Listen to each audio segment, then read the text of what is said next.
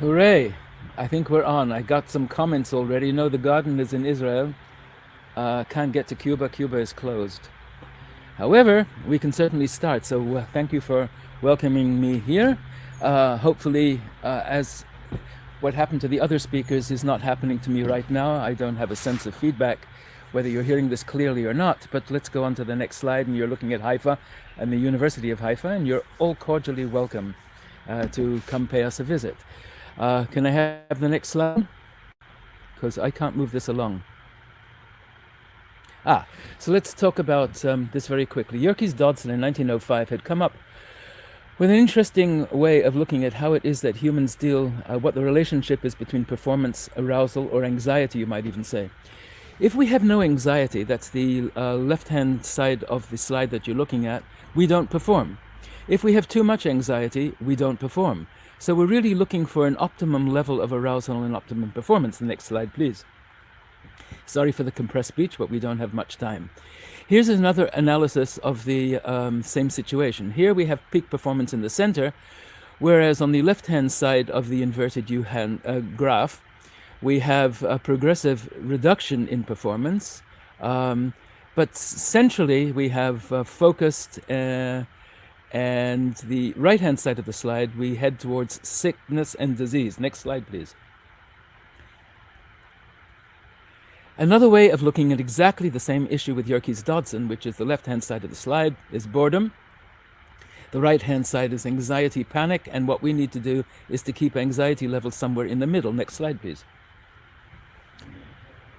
So that gets us to the first concept. The first concept actually is resilience, and that's our ability to cope with setbacks, adversity, the traumatic issues that we have in our life. And it's part of the course of normal living, because you cannot have life without trauma and without difficulties and without successes. We have a mix of all of it. So being resilient is a necessity for the workplace, and certainly well-being in the workplace. And we've all been traumatized by that during the course of this past year. But one of the misconceptions about resilience is that it is definitely not that you won't experience any difficulties, but rather resilience refers to how we manage the experiences, both positive and negative. By the way, positive and negative are our own labels. How we manage it skillfully and successfully. So resilience helps us in our personal growth and gives a better and newer perspective on life. I'm not a psychologist, I'm a cognitive neuroscientist, and what I'm attempting to do is to merge these seemingly separate disciplines together. So next slide, please. That brings us to a general model, and that general model has something to do with the components of resilience, which includes neuroplasticity, sociability, meaning, and there are a number of brain issues that need to be discussed in this context, one of which has something to do with synchronous behavior between people. The second relates to the presence and the level of oxytocin in our system, and the third, the affiliative brain, and we'll deal with each of these in turn as we progress over the course of the next 25 minutes or so. I should say that synchrony is something that's profoundly important and really not well understood.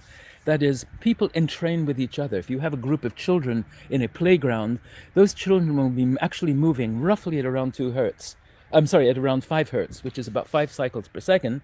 With each other, they will be in phase with each other. If a child is not playing with that group, he will also have a standing rhythm of 5 cycles per second, but not entrained with the rest of the group. So behavioral synchrony has a very important component of our ability to interact with people.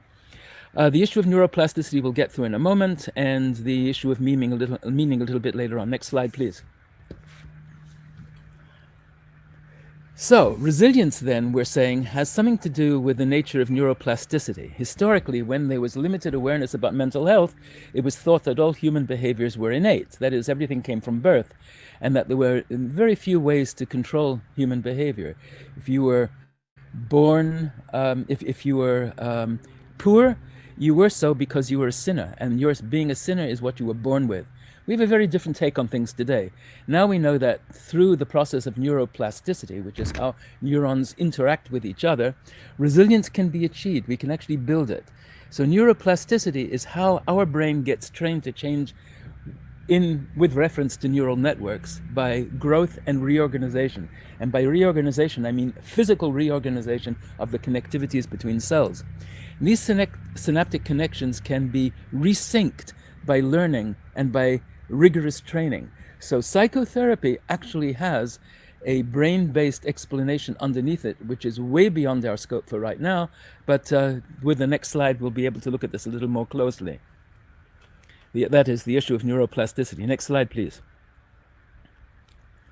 So here we have an example from our lab of histologies of, in the case of the left-hand middle image, we have a relative paucity of connectivities between neurons in a 5-day-old infant. In the case of a 6-year-old infant, there are exuberant connectivities. And in the case of the adults, like neurological adults like ourselves, we go back to looking more like children than very young children, infants, in fact, than we do young children. And the reason for the dense connections in early childhood is because children are learning. Everything is novel for them, and they're making these connections. Because there's so much information in the universe, and we are stressed by that information, we need to automate as much as we can, which is why we automate thinking, we automate language, which is why it's more difficult to acquire a second language in adulthood than it is in early childhood. We automate the walking process. We automate eating. If we had to think about everything in order to do everything, we wouldn't be able to survive. So automation is part of this. Anything that challenges that automation is going to be stressful. Next slide, please. So chronic stress leads to dendritic shrinkage. And what we mean by dendritic shrinkage is exactly that. Here, in the case of the orbital frontal cortex, we have an expansion of the cells. And in the case of the limbic cells, we have a contraction of those cells. So there's a dynamic relationship in the physical structure. Next slide, please. In the physical structure of these cells, as they are exposed to stress-like situations. We still haven't defined stress. That's coming.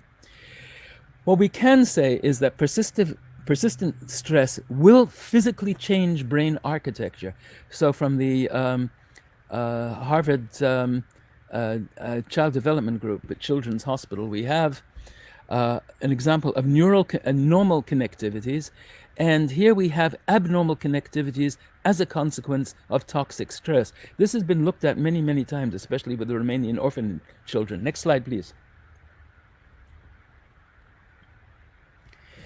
So here we have a video of the nature of the system. Someone's going to need to click on the system, and if not, I'm going to have to talk through it. This is a video.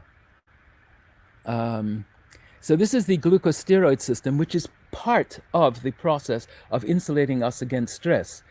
And instead of the frontal lobes, this area of the brain, to the left-hand side of the slide that we're looking at, I guess I'm going to have to talk through this, which is responsible for decision-making, for what we call, in generic terms, executive function. We know a couple of things about that. One, in the case of teenagers, they typically are developing their frontal lobes, but haven't developed them yet. So a young lady aged 23 on average, and a young man aged 26 on average, because boys mature more slowly than women.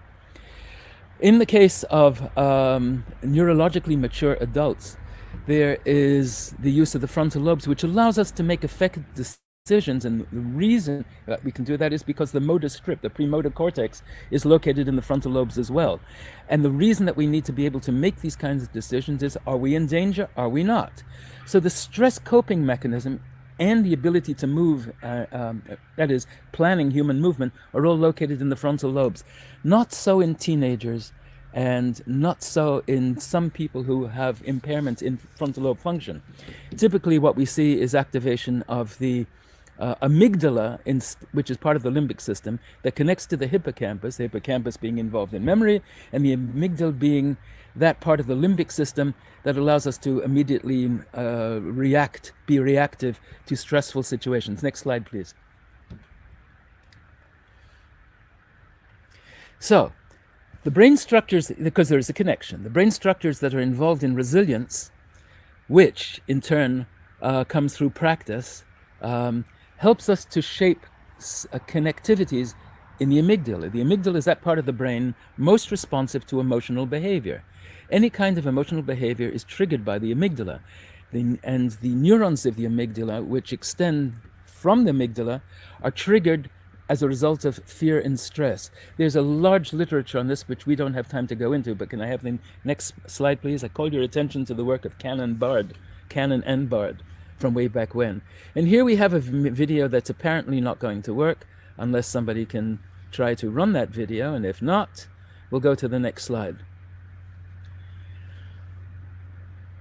So, resilience then, as we had indicated from the histologies that we had seen earlier, resilience involves mechanisms that directly relate to the concept of neuroplasticity. So resilience involves mechanisms that promote flexible adaptation to changing conditions, the use of contextual provisions, that is, aids from our environment in the service of personal growth. Plasticity relies on neurobiological systems that underpin social adaptation, physical stamina and endurance. The bonding, the actual physical bonding of these cells is likely to progress, exuding the greatest plasticity in mammals. By bonding, I mean social bonding. Oxytocin is the substance, the protein, that plays a key role in neuroplasticity, which is critical to the formation of attachments. And attachment, we see elevated oxytocin levels, for example, in women who have just given birth, as well as in infants. So the plasticity component of resilience comprises two factors. One is integrative, and the second is regulatory. Next slide, please. So what about regulation and integration? Regulation promotes flexible integration of system components. So we need to have something that controls this mechanism. And regulation describes how system components dramatically function as a whole, not in pieces. We have two parts of the nervous system, one of which is, and we're going to get to the definition of stress, one involves the sympathetic division of the autonomic nervous system, the other the parasympathetic division. The autonomic nervous system, when it trips off, will increase heart rate, blood pressure, fibrinogen, blood clotting factor, blood sugar level, respiratory rate, heart rate, for example, and all of it happens at once. I've just described a stress response, a response to stress. When things quieten down for us, it doesn't work that way. That is, each of the components, the physiological components, quieten down one piece at a time. So can I have the next slide, please?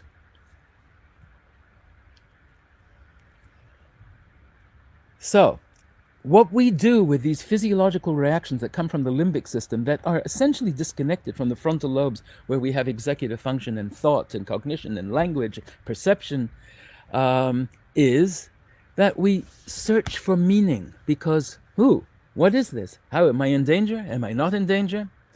So for a conceptualization of human resilience, we have to integrate the species' general foundations for endurance, diversity, adaptation, stress management, with the human ability to give meaning to hardship. We do a lot better if we understand something, if we have meaning for something. All of the problem with terrorism, we don't have much terrorism here in Israel. Maybe the press indicates that we do, but we really don't. There are roughly 365 plus minus deaths a year from car vehicle accidents. There may be, with difficulty, maybe 20 as a result of terrorism. So what's the problem with terrorism? The answer is uncertainty. There's no meaning. Like, well, why are you doing this to me? Maybe this will happen, maybe this won't happen. So uncertainty is resolved by meaning, and meaning is very much part of the issue of frontal lobe function. So our ability as humans to give meaning to trauma allows us to utilize collective cultural or religious myths, and at other times build on forming personal meaning through actions, typically that allow us to build affiliative bonds with other people, because with others we gain support for sustaining our own lives. So much research in this area has underscored the role of spirituality in the capacity to bounce back from trouble, or the ability to use trauma for growth. And what spirituality connects with is religion, and what religion gives us are stories. I'm not making anything right or wrong, but those stories are very therapeutic. Next slide, please, because it gives us meaning. So here is an example of burnout, which is a result of high stress conditions, in this case not due to COVID-19 in physicians, but you're looking at the same thing. Where here we have the results of emotional exhaustion in the values that you see here. Without going into this too detail, we can see the difference between control versus control versus physicians with burnout. And there are different regions of the brain that are involved in all of this thing. Next slide, please, without getting into this much detail. So here we have very clear examples of actual anatomical changes highly associated with burnout, which involves emotional exhaustion versus depersonalization. So the social component is affected. Some people might call this depression, but in fact, you're socially disconnected with burnout, with stress and burnout. And the same thing is also true with emotional exhaustion. You're feeling one emotion, not multiple emotions at the same time. And we see the brain areas that are involved. Next slide, please.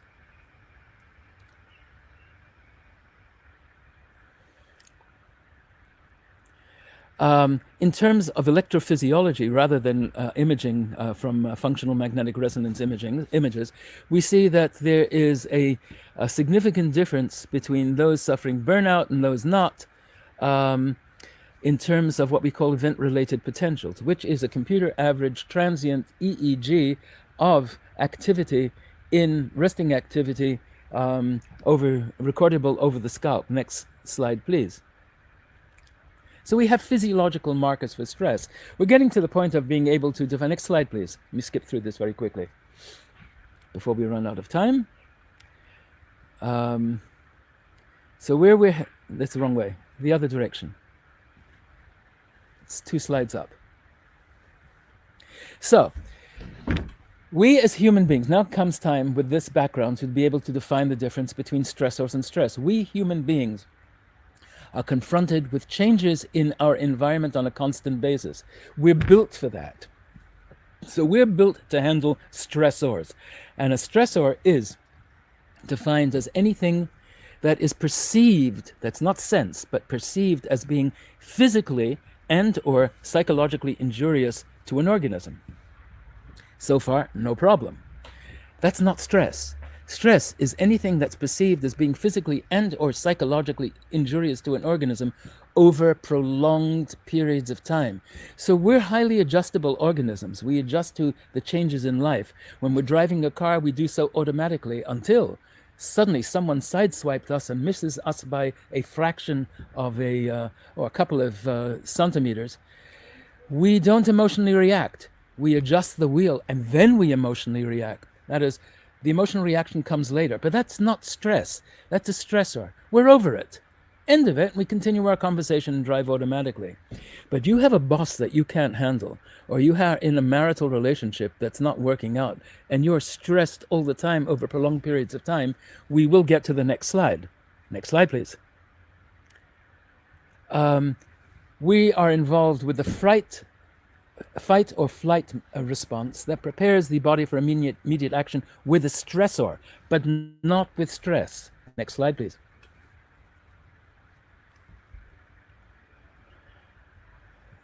So as an admonition, we can say that most of the stress that we do experience in life is self-generated. How we perceive life, whether an event makes us feel threatened or stimulated, encouraged, discouraged, happy, sad, all entirely, in its entirety, depends on how we perceive ourselves. So everything that we experience in life is a reaction to, admittedly, to something outside or internally, but it's our reaction to it. So we're actually in control of that reaction. And we also can control it to our detriment as well as to our benefit. Next slide, please. So that leads us to Sellier's notion of the general adaptation syndrome, which consists of next slide, please, which consists of an alarm, adaptation, and exhaustion phase. In the case of the alarm response, which is really the response, next slide, please, which is in response to a stressor, we trip off the so-called emergency reactions: increase in heart rate, blood pressure, blood sugar level, fibrinogen, blood clotting factor, blood glucose level, as I indicated, respiratory rate, all goes off at the same time. We handle that, it goes away. What I should also add is that on the video that we did not see, there is a release of a particular substance coming from the limbic system, from the hypothalamus in particular, actually from the pituitary. The hypothalamus stimulates the pituitary.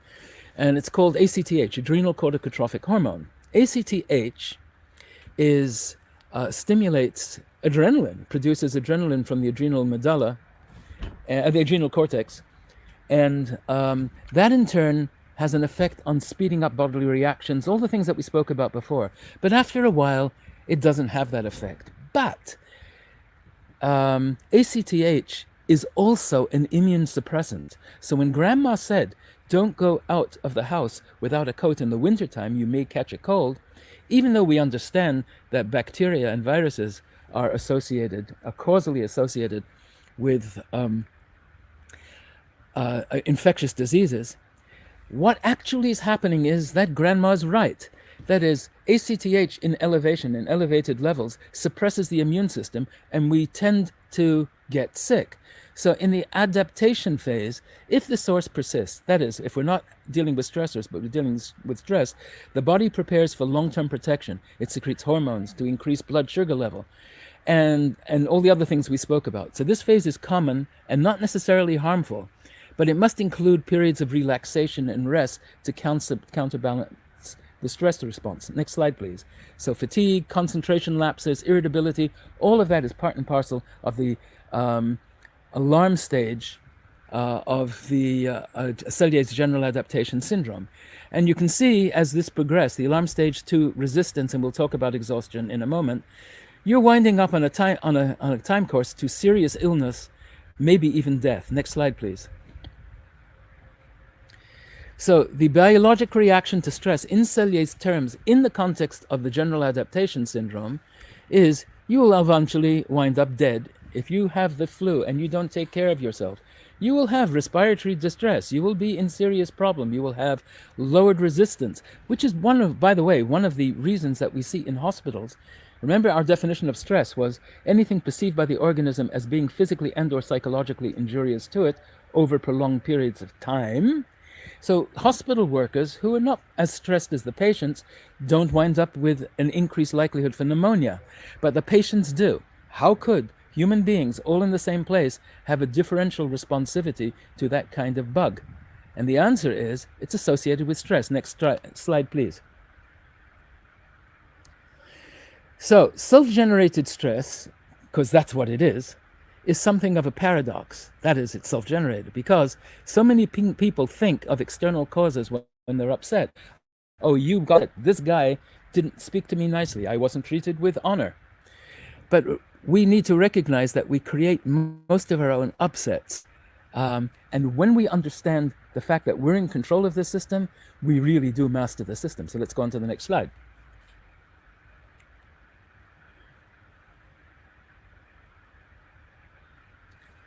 Please, the next slide. Next slide. You can skip through the next bunch in the interest of time.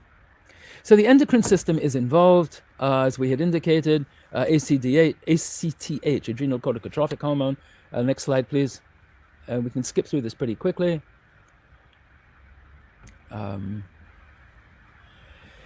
Which is associated with increased pupillary dilation, perspiration, pilomotor response, the hair stands on end, heart rate, rapid breathing, muscle tenseness, etc. Next slide. These are part of the alarm reactions. In chronic stress, which means prolonged periods of time, sufferers enter the exhaustion phase with emotional, physical, and mental resources that have suffered heavily. The body experiences adrenal exhaustion, lead to decreased stress tolerance, with progressive mental, physical exhaustion, illness, collapse, and ultimately death. How does stress cause death? Well, we just found out how. You have a heart condition, and you add increased blood clotting factor to that equation. You're looking at a rather dangerous situation. Next bunch of slides, please. You can skip through the next 4 or 5. These are physical symptoms. We all know what they're associated with. Next slide. Associated with stress, please. There are cognitive symptoms as well. There are behavioral symptoms, appetitive changes, increased intake of alcohol, restlessness, fidgeting, and so on and so forth. Next slide. There are emotional symptoms, the bouts of depression, impatience, fits of rage, but there's clearly behavioral interactive changes with others that affect socialization as well. Next slide, please. And this leads to various kinds of illnesses. Next slide, please. As we had seen in the exhaustion phase of next slide of Cellier's general adaptation general adaptation syndrome, and stress cost, because what we can say is that 80% of all modern diseases have their origins in stress. In the UK, there are 40 million working days per year lost directly from stress-related illness. The cost of absenteeism to British industry is around £1.5 billion per year. So we're dealing with something that has huge cost, affects other people's lives, can lead to death, depression, certainly illness. Next slide, please. And so we're dealing with a profoundly... Next slide, please. And the next. And the next. So stress is the reaction people have to excessive pressures, as we had seen in the Yerkes-Dodson case, or other types of demand placed on them. It arises when we have compromised... Next slide. When we have compromised to our coping mechanisms. It's wear and stress on the mind. Next slide, please. And bodies, as we try to cope with the stresses. So what we can say is that stress occurs when the pressure, the perceived pressure on the organism is greater than the resources. Next slide, please. Is greater than the resources. And that leads to worry, tension, tiredness. The next slide. These are the feelings associated with stress, which can be generated externally or internally, but in all cases, even the external is internal. Next slide, please. Next. We all know what the external stresses are and the physical environment. Noise and bright light is stressful, heat stressful, confined spaces, the same thing. Try getting inside of an MRI machine. Next slide, please. Uncertainty is profoundly important. If we know what's going on, that's what psychotherapy is. Hey guy, the reason you've got the problem you do is because. Makes no difference what the answer is, what the because is, but as long as you think that that's the because, that's good enough. So, about the individual's work role, the objectives, responsibilities, expectations, lack of communication and feedback, all of this results in confusion, helplessness, stress. So the basis of, in large measure, of a stress response is not knowing. It's uncertainty. Next slide, please. Conflict, also, in the workplace and other places. Conflict, I want to get to work, I need to finish this job, I can't. We've got COVID-19. Stress can arise from work the individual does not want to do, or that conflicts with their personal, social, or family values, or where they don't want to be. Next slide, please. Overwork, the same thing. Next slide, please. And working conditions. That is, the physical and mental health is adversely affected by unpleasant working conditions, high noise levels, lighting, temperature. A lot of people turning up at the same time. Too many decisions that need to be made at the same time. An emergency room at a hospital during COVID-19. These are working conditions that will generate stress responses, and if they're over prolonged periods of time, they will lead to exhaustion in the terms of, next slide please, in Selye's terms as well. Underwork will do the same thing. Remember the Yerkes-Dodson inverted U that we started with today. Next slide please. Social interaction, rudeness, both positive and negative. Positive social interaction reduces stress. Negative social interaction that involves rudeness, bossiness, etc., bullying, will increase the level of stress. It happens in marital relationships too, not just at work. Next slide, please. Ditto with organization. If governments can't make up their mind, if you are confused by media, for example, giving wrong information, and that's what's been happening for the past year and a half, this will have an effect on stress levels as well. We have been misinformed about many, many things. Not getting into that right now. Next slide, please. Major life events, both positive and negative. The birth of a child will change your life profoundly. I have 5 of them. Not new. The oldest is 50. And she still stresses the living daylights out of us. Death, lost job, any change in life that is uncertainty, you don't know where you're going, will be highly associated with stress responses. Next slide, please.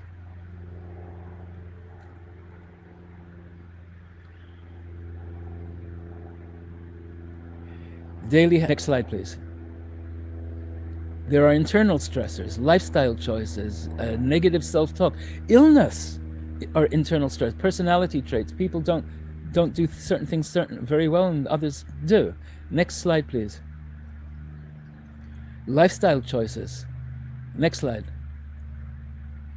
Negative self-talk, pessimistic thinking, self-criticism. Very bad thing to do. Stress generating. Next slide, please.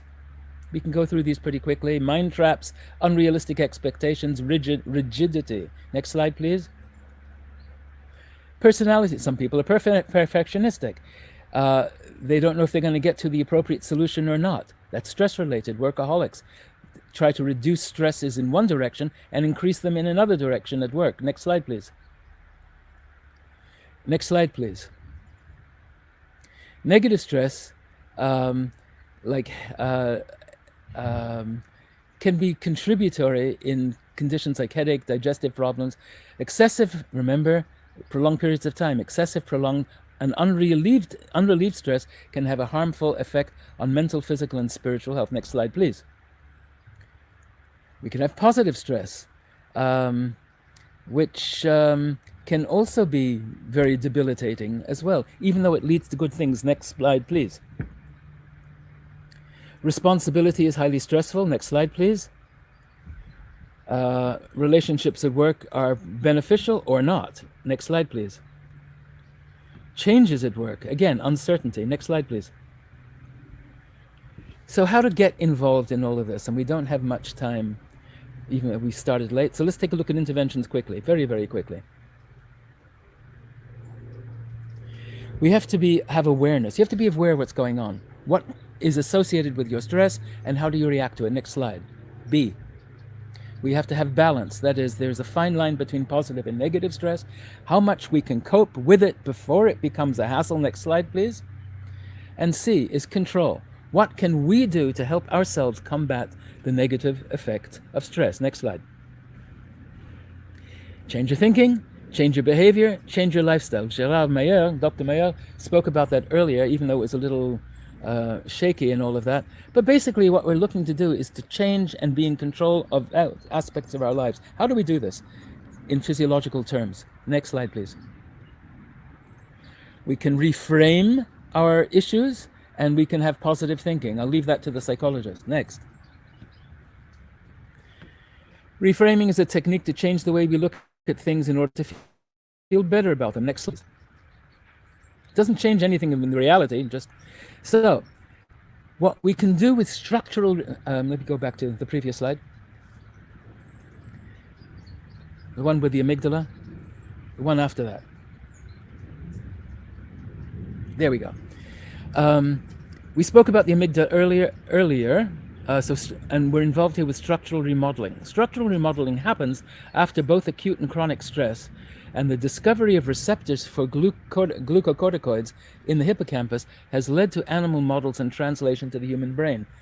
What we've learned from animal models is that we've identified structural plasticity in the hippocampus consisting of neurogenesis in an area of the brain called the dentate gyrus, and the remodeling of dendrites and synapses in major neurons in an area of the brain called Ammon's horn. I don't know if you can see this clearly, but Ammon's horn is the central blue area of the diagram below, and the dentate gyrus is the, you can't see my cursor, but it's the bottom part, the part that looks like a snake's mouth. That would be the dentate gyrus. We can actually physically measure neurons reattaching to themselves in the process of making memory traces. Next slide, please. So the prefrontal cortex is another target of tonic stress. It's not just the, next slide, please. It's not just the amygdala, it's also the prefrontal cortex, the that part of the head. So chronic stress, then, we know, is associated with impaired cognitive flexibility.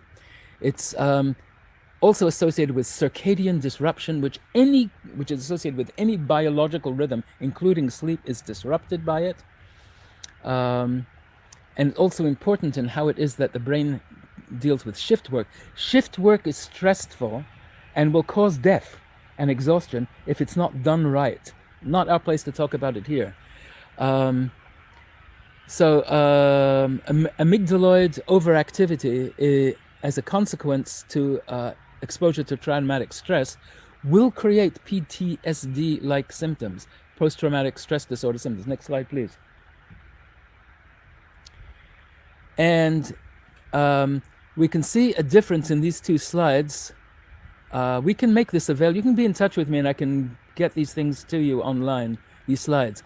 But prefrontal regulation on the left-hand slide during alert non-stress conditions. And here you can see from the arrows the amygdala control during stress. The amygdala in an adult under stress looks like a teenage brain functioning. Next slide, please. And I think we can kind of very quickly put it to pasture, because we're running out of time, and I do want to take some questions if you guys have any. Next slide, please. So, we can conclude then that the brain is a central organ of stress and adaptation to stressors because it perceives what is potentially threatening to it over prolonged periods of time, and determines the behavioral and physiological responses necessary in order for us to cope with the stress mechanism, mostly flight or fight. The brain is a target of stress, and stressful experiences change the brain's architecture physically. It also changes gene expression. That's the concept of epigenetics. The brain development and healthy, unhealthy neural function determines whether response to challenges or stresses is efficient or dysregulated. Some stress is tolerable, but it's all a function of time. Next slide, please.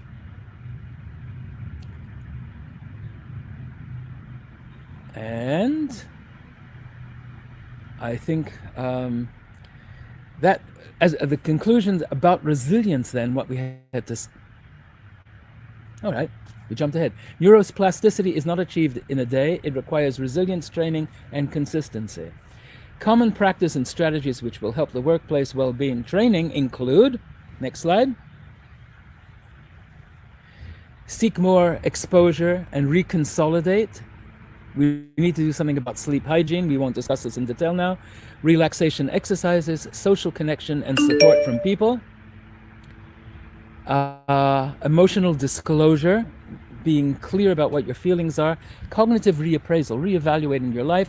And mindfulness training or mental wellness in the form of what Gerard was talking about earlier. Your next slide, please.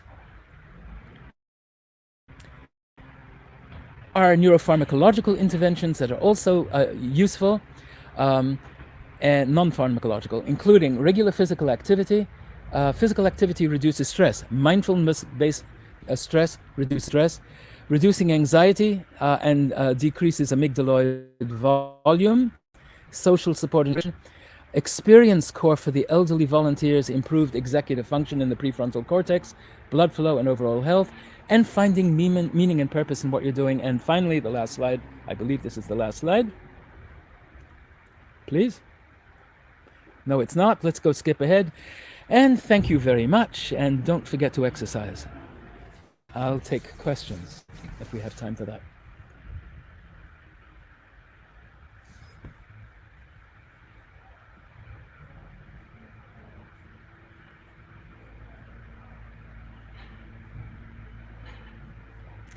Well, I got some comments about the professional lecture under the circumstances and the technology challenge. I'd like to think that you guys got something out of this. Sorry for being compressed speech, but the conference organizers can send you my email address, or I can actually put it up as well during the course of the meeting. And please feel free to get in touch with me at your convenience, and I'll be more than happy to send you the slides from today's presentation so that you can peruse it in greater detail at your leisure. Thanks very much.